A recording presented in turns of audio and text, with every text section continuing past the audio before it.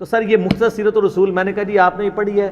انہوں نے تو وہ شیعہ عالم جو تھے وہ ان کو تو پتہ بھی نہیں تھا یہ کتاب ہے. میں نے کہا یہ جیلم سے ہے، آپ PDF بھی ڈاؤن لوڈ کر سکتے ہیں. اس کتاب پہ میں 1 گھنٹہ بول سکتا ہوں، لیکن مختصر سے ٹائم پہ 10 چھوٹے چھوٹے حوالے دوں گا اور ان کی انجینئرنگ نہیں کروں گا. اس کے لیے آپ میرا ریسرچ پیپر 5B پڑھیں، جس کا میں تعارف اینڈ پہ کراؤں گا. پہلے کرا دیا تو آپ کو برا لگے گا. اس کے اوپر آپ مولا علی والا چیپٹر نکالیں سر، اینڈ پہ جا کے آتا ہے مولا علی کے اوپر چیپٹر. سیرت الرسول لکھی ہے اور 7 خلفائے راشدین کی بھی لکھی ہے انہوں نے، مختصر سی خلافت راشدہ کے اوپر. مولا علی والا چیپٹر ان کا سٹارٹ ہوتا ہے جی پیج نمبر 781، حضرت علی ابن ابی طالب کی خلافت. 782 پیج پہ یہ پہلا ریفرنس میں پڑھ رہا ہوں ورڈ بائی ورڈ، اہل حدیث سے معذرت کے ساتھ، اور جو علمی کتابی مسلمان ہیں پوری دنیا میں کسی بھی فرقے میں ہیں ان کو خوش کرنے کے لیے ورڈ بائی ورڈ پڑھ رہا ہوں. سنیں. حضرت معاویہ رضی اللہ تعالیٰ عنہ نے اہل شام سمیت حضرت علی رضی اللہ تعالیٰ عنہ کی بیعت نہیں کی، پھر ان کی صرف مخالفت ہی نہیں کی بلکہ ان پر قتل عثمان میں اعانت یعنی مدد کرنے اور اس پر رضامندی کا الزام بھی دھر دیا، مگر اللہ نے ان کو اس سے بچا لیا. میں امیر شام کے بارے میں کوئی کمنٹس نہیں کرتا، یہ جو کر دیے ہیں خود ہی کافی ہیں، اور یہ بالکل صحیح بات لکھی ہے. اس کے سپورٹ میں گھنٹوں بول سکتا ہوں، نہیں بولوں گا کیونکہ یہ خود اتنے بڑے عالم ہیں کہ ان کو مجھے سرٹیفائی کرنے کی ضرورت نہیں ہے. کوئی اہل حدیث کے امام ہے؟ اچھا جی. دوسرا ریفرنس جنگ جمل کے کانٹیکسٹ میں وہ لکھتے ہیں، اس کے بعد حضرت علی نے حضرت عائشہ کو مدینہ منورہ بھیج دیا. وہ جانے لگی تو لوگ ان کو ودا کرنے کے لیے دور تک ان کے ساتھ گئے. یہ ودا لفظ نہیں ہوتا، ودا ہوتا ہے زبر کے ساتھ. حضرت علی رضی اللہ تعالیٰ عنہ نے سفر خرچ کا انتظام بھی کیا. اس طرح وہ باحفاظت اور صحیح سلامت گھر پہنچی. بعد میں وہ اپنے سفر کو یاد کر کے اس قدر روتی کہ آنسوؤں سے ان کا دوپٹہ بھیگ جایا کرتا اور کہتی کاش میں پیدا ہی نہ ہوئی ہوتی، کاش میں اس واقعے سے 20 سال پہلے ہی مر جاتی. اللہ ظاہر قرآن میں حکم ہے نبی کی بیویوں گھروں میں ٹھہری رہو، تو وہ اس چیز کو یاد کرتی تھی. پھر ہوب کے کتے بھی بھونکے، وہ بھی حدیث ہے جامعہ اس میں مسند احمد میں. باقی اب میں اس پہ نہیں بولوں گا، وہ 5B میں آپ پڑھ لیجئے گا، میں اینڈ پہ بتا دوں گا. ریفرنس نمبر 3 جنگ صفین کے بارے میں لکھتے ہیں، عمار کی شہادت کے بعد عمر ابن عاص نے لڑائی چھوڑ دی، ترک کر دی، اور بہت سے لوگوں نے بھی ان کی پیروی کی. حضرت معاویہ رضی اللہ تعالیٰ نے ان سے پوچھا آپ نے لڑائی کیوں ترک کی ہے؟ انہوں نے کہا ہم نے عمار کو قتل کر دیا ہے، اور میں نے حضرت صلی اللہ علیہ وآلہ وسلم سے سنا ہے کہ آپ علیہ السلام فرمایا کرتے تھے کہ عمار کو باغی جماعت قتل کرے گی. معلوم ہوا کہ ہم تو باغی ہیں. اس پہ حضرت معاویہ بولے خاموش رہ، واللہ تم اونٹ کی طرح اپنے ہی پیشاب میں پھسلتے ہو. یعنی تم یہ حدیث بھی جانتے ہو جیسے اونٹ پیشاب کر کے بیٹھ جاتا ہے، تو کام تو تم نے خود ڈالا ہے میرے ساتھ مل کے، اور اب اپنی غلطی خود ہائی لائٹ کر رہے ہو. کیا ہم نے ان کو قتل کیا ہے؟ ان کو تو علی رضی اللہ تعالیٰ ان کے ساتھیوں نے قتل کیا ہے جنہوں نے ان کو ہمارے درمیان لا پھینکا. ہم تو اپنے بچاؤ کے لیے لڑ رہے تھے جس میں وہ قتل ہو گئے. ان کا حضرت عمار جو لڑنے آئے تھے حضرت علی کے ساتھ نہ آتے تو نہ قتل ہوتے. یہ اسی طریقے سے ہے کہ نہ آپ روڈ پہ چڑھتے، نہ ایکسیڈنٹ ہوتا، نہ قتل ہوتے. اچھا آگے سنیں. حضرت علی رضی اللہ تعالیٰ کو جب حضرت معاویہ کی اس بات کی خبر ہوئی تو انہوں نے کہا اگر میں نے ان کو قتل کیا ہے یعنی حضرت عمار کو، تو پھر اپنے چچا حضرت حمزہ کو حضرت نے قتل کیا ہے جنہوں نے ان کو کفار کے مقابلے میں بھیجا تھا.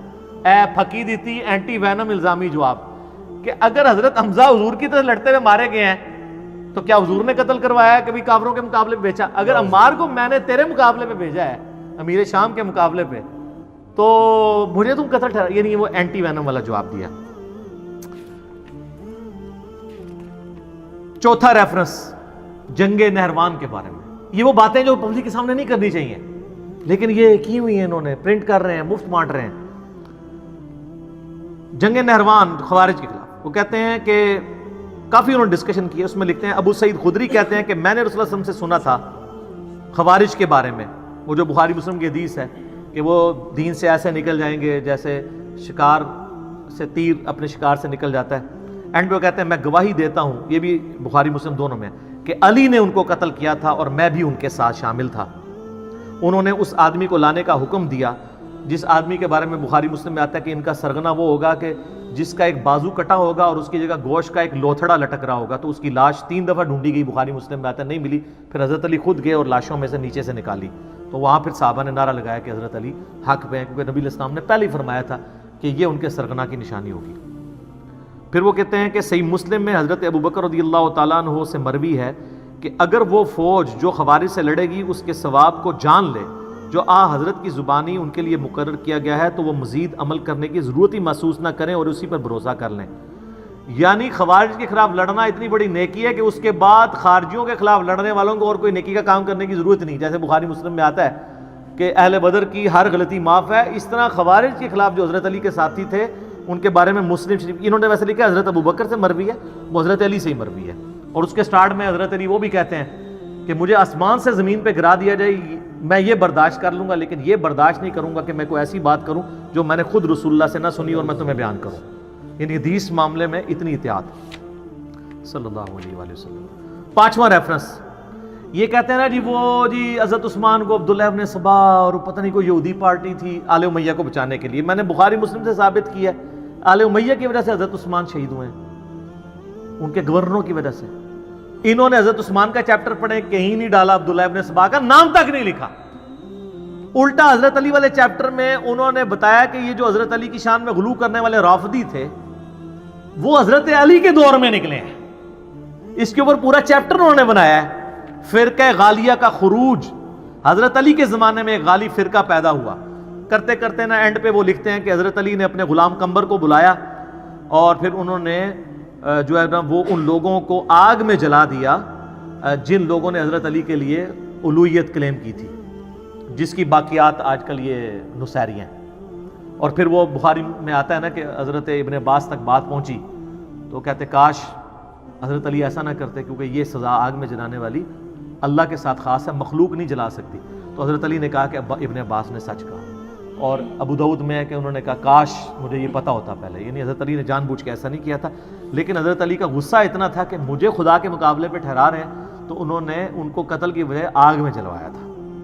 یہ تو خود مان رہے ہیں اس میں. اچھا جی, ریفرنس نمبر 6 حضرت علی کے بارے میں لکھتے ہیں کہ لباس اور خوراک میں آپ کی سادگی بیان سے باہر ہے. آپ کا عمل اور فضل اسلام کی طرف سبقت اور رسول اللہ کی مائیت میں کفار سے جہاد ازر من الشمس ہے صلی اللہ علیہ وآلہ وسلم. پھر لکھتے ہیں امام احمد بن حنبل اور قاضی اسماعیل بن اسحاق کہتے ہیں, اور یہ صحیح سند سے المسند الحاکم میں ہے, کہ حضرت علی رضی اللہ تعالیٰ کے فضائل اور مناقب میں جتنی احادیث مروی ہیں دوسرے کسی آدمی کے فضائل اور مناقب میں اتنی احادیث نہیں ہیں. اے لکھ رہے تھے جی سعودیہ والے وہابی اور پاکستانی وہابی کے کہہ رہے ہیں, اور رہن دو میں آج نہیں, آج اپنے بزرگوں نو رو. ریفرنس نمبر 7 وہی جو ہم کہتے ہیں حضرت علی نے حسن ابن علی کو اپنا خلیفہ نامزد نہیں کیا, انہوں نے بھی وہی لکھا. کسی نے کہا کیا آپ اپنے بعد آنے والے خلیفہ کو نامزد کریں گے؟ انہوں نے فرمایا نہیں, میں تمہیں اسی طرح چھوڑوں گا جس طرح رسول اللہ صلی اللہ علیہ وسلم تمہیں چھوڑ گئے تھے. بعض نے کہا کہ آپ لوگوں سے حسن کے لیے بیعت لے لیں تو آپ کے انتقال کے بعد ہم آپ کی کمی محسوس نہیں کریں گے. فرمایا میں نہ تمہیں اس کا حکم دیتا ہوں نہ منع کرتا ہوں, یہ تمہارا اپنے چوائس ہے, میں یہ کام نہیں کروں گا. یہ بات ہے سر, خلافت و ملوکیت میں یہ فرق ہے. ریفرنس نمبر 8 سر یہ سب سے کڑوا ہے اور آیا 8 نمبر پہ ہے. جنت کے بھی 8 دروازے ہیں نا, بخاری مسلم میں آیا ہے کہ رمضان میں وہ 8 دروازے کھول دیے جاتے ہیں. مسلم شریف میں ہے جو وضو کے بعد اشہد ان لا الہ الا اللہ واشہد ان محمدن عبدہ ورسولہ پڑھ لے, جنت کے 8 دروازے کھول دیے جاتے ہیں. تو sir reference number 8 word by word بنو امیہ حضرت علی کی تنقیص اور ان کے بارے میں نازیبا الفاظ استعمال کرتے رہے, مگر اس سے علماء کے دل میں ان کی محبت بڑھ گئی اور قدر و منزلت میں اضافہ ہو گیا. عمر بن عبداللہ بن زبیر کہتے ہیں کہ بنو امیہ 60 سال تک ان کو گالیاں دیتے رہے. یہ سب کا لفظ نہیں ہے, عربی کھولیں, شتم کا لفظ ہے.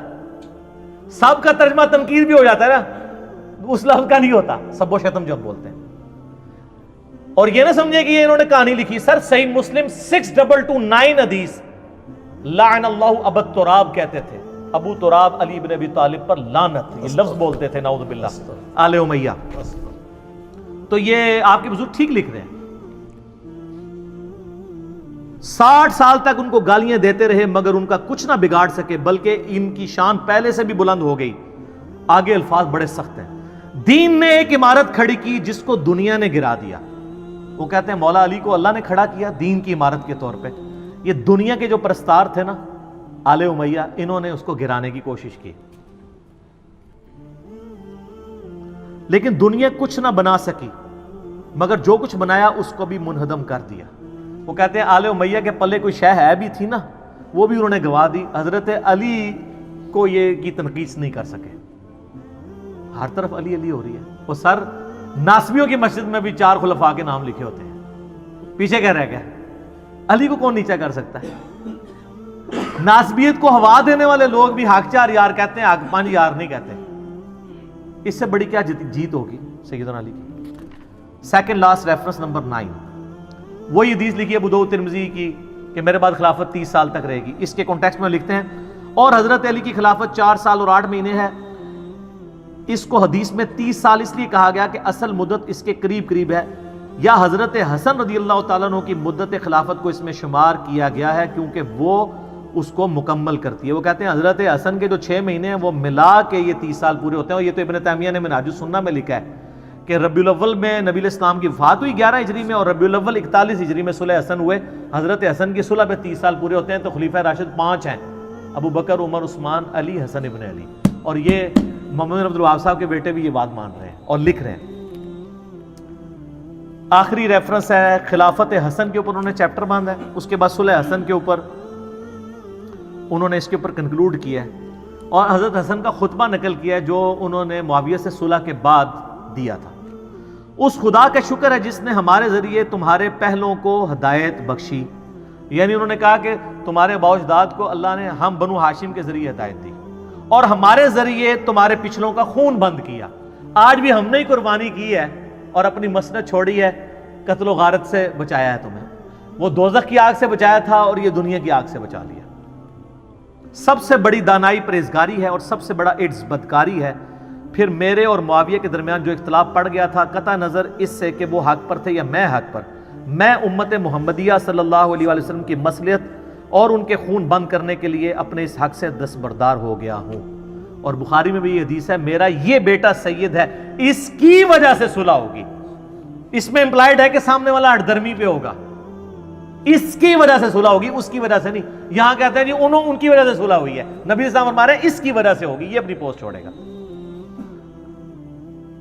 پھر معاویہ رضی اللہ تعالیٰ کی طرف منہ کر کے فرمایا میں نہیں جانتا کہ یہ تمہارے لیے فتنہ ہے یہ حکومت یا کچھ مدت کے لیے اس میں تمہارے لیے فائدہ ہے، یعنی دنیا میں کچھ فائدہ اٹھا لو. مجھے نہیں پتا اللہ نے تمہیں آزمائش میں ڈالا ہے. تو یہ دونوں باتیں ہوئی، آزمائش میں بھی ڈلے اور فتنے کا بھی شکار ہوئے.